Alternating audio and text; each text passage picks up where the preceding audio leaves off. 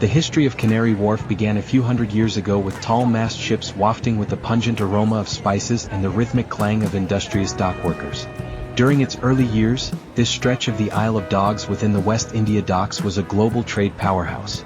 Its very name is associated with the Canary Islands, which reflects its origins as a vital conduit for goods from those distant shores.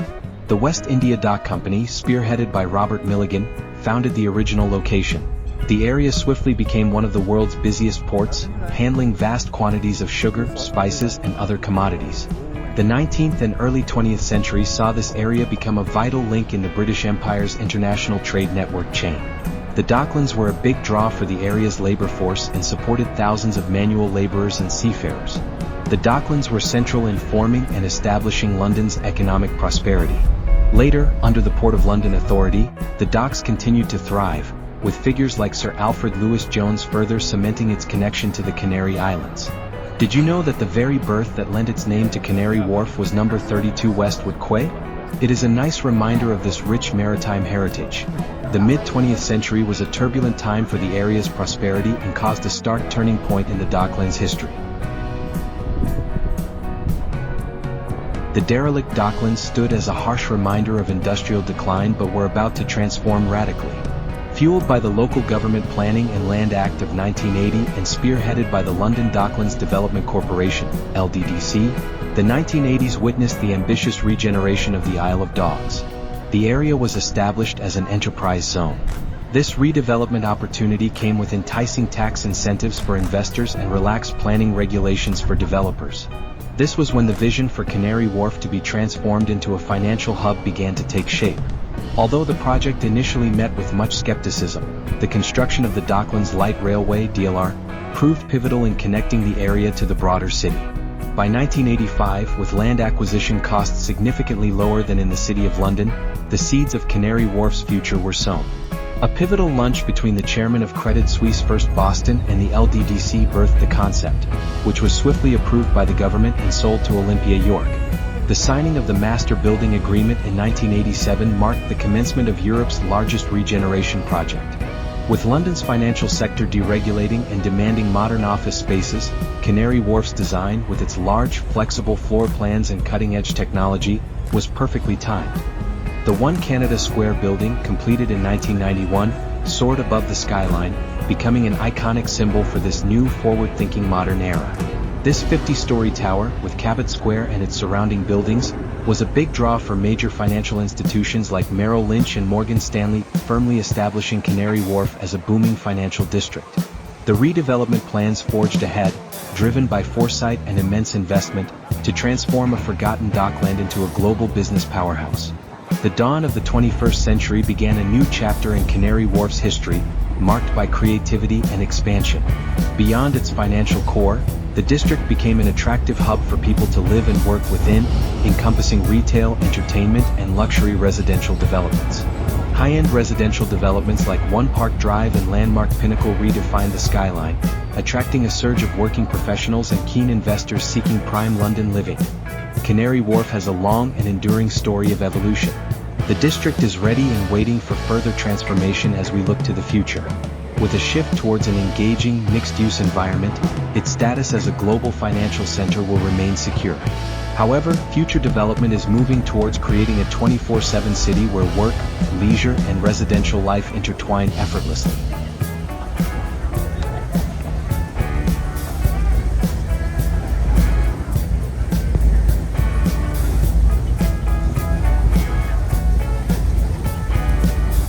Ongoing residential developments include new luxury apartment projects using sustainable urban planning principles. This will attract a more diverse demographic of residents and financial investors interested in living and working in this enigmatic part of London. The COVID-19 pandemic saw a shift towards hybrid working, which presented a unique challenge. However, its adaptability has proven to be a defining characteristic. The demand for flexible, collaborative workspaces has actually played to Canary Wharf's strengths of a modern, technologically advanced infrastructure. Moreover, the district has successfully boosted its appeal by attracting high-profile retail and dining establishments, particularly around emerging residential areas like Wood Wharf. This has resulted in a strong sense of community and a new generation of residents. The opening of the Elizabeth Line has boosted connectivity and footfall, adding to Canary Wharf's attractiveness for work and leisure. Additionally, the area is diversifying its tenant base, welcoming life science and healthcare organizations, such as Genomics England and Barts Health NHS Trust, alongside its traditional financial tenants. The continued commitment of well-established firms like Morgan Stanley to stay put further solidifies the district's enduring appeal. Canary Wharf's ingrained resilience, demonstrated throughout its history, suggests a bright future for the former ancient swampland and then international shipping hub.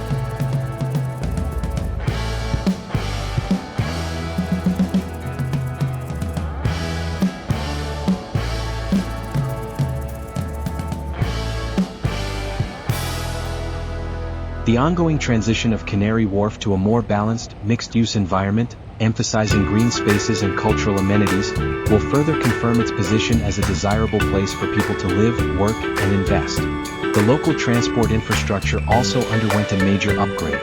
The Jubilee Line, Crossrail's Elizabeth Line, and the DLR significantly improved connectivity across the city, making Canary Wharf a highly desirable location for commuters. Canary Wharf became a destination spot, with a tempting retail scene with interconnected malls offering many shops, restaurants, and leisure facilities.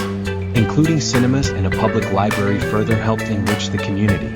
The presence of marinas like West India Quays added a touch of maritime heritage. This unique development blending the old with the new and its impressive collection of skyscrapers, including several of the UK's tallest buildings, solidified Canary Wharf's status as a modern urban centre, affectionately called Manhattan-on-Thames. With its well-connected transport links and modern amenities, living in Canary Wharf is comparatively expensive. However, with the newly built infrastructure and plethora of entertainment options, conveniences, and quality of life in the surrounding area, it's worth the investment.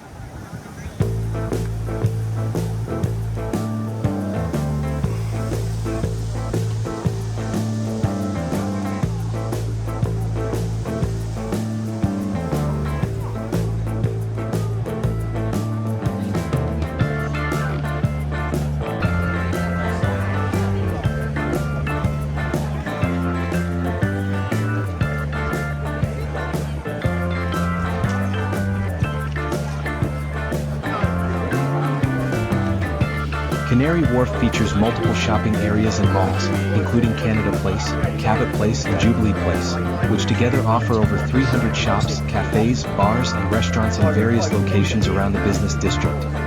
More than 300 shops, cafes, bars and restaurants can be found at Canary Wharf in the 5 shopping malls, as well as stunning riverside locations.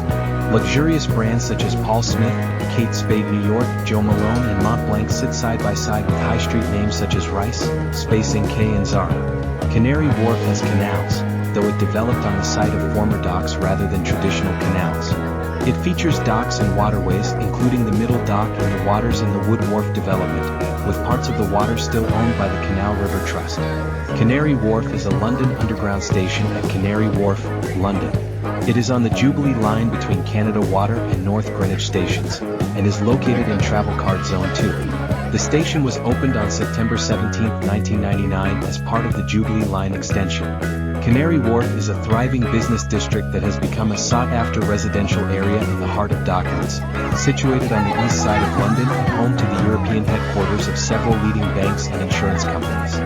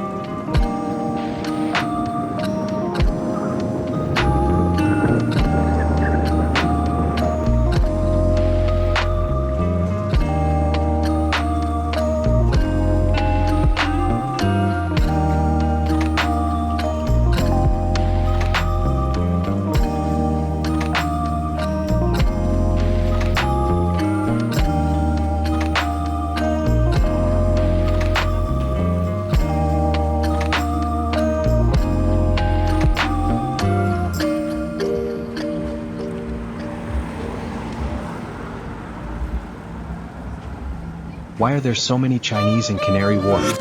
As a result of this focus on security, Canary Wharf is one of the most popular areas for Chinese renters, with the presence of private security and CCTV cameras everywhere you look, providing an attractive degree of reassurance to many young Chinese people who come to the UK to study. Canary Wharf has several public parks and green spaces, including Jubilee Park, which is a tranquil, tree-filled open space, and Crossrail Place Roof Garden, a botanical garden on top of a station. Other green areas include Cabot Square, Harbord Square Park, and waterfront spaces like Eden Dock and Harbour Quay. Parks and green spaces in Canary Wharf. Jubilee Park, a well-known, tranquil green space nestled between the office towers, offering a peaceful retreat. Crossrail Place Roof Garden, a unique and beautiful botanical garden located on the roof of the Crossrail Place station, providing a tranquil escape with diverse plantings. Cabot Square, an open area featuring a fountain and lawns which is popular with families. Harbord Square Park, a smaller park that is particularly enjoyed by children. Westbury Circus, features gardens where you can stroll.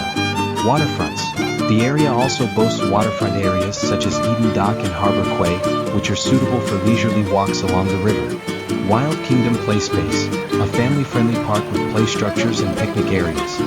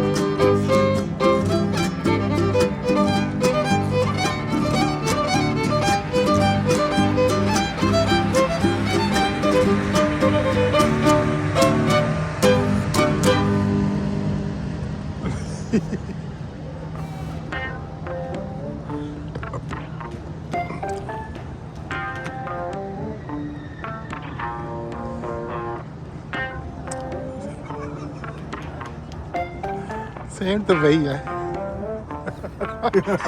Dubai की याद आ रही हो ना, मैं 30 का तेल डाल के इधर वो साइड तो बिल्कुल काफ़ी है यहाँ।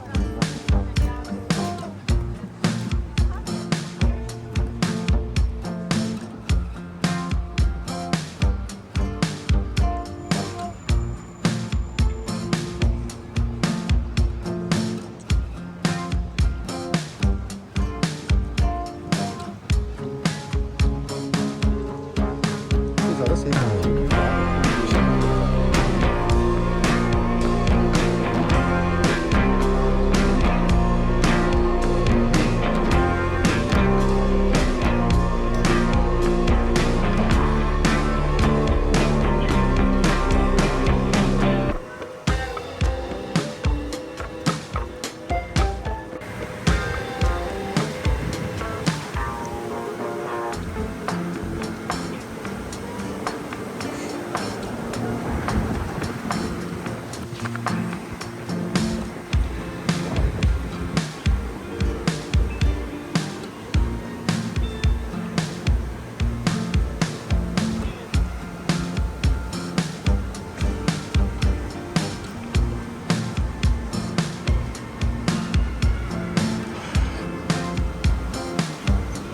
Thank you so much for watching my video and for your support.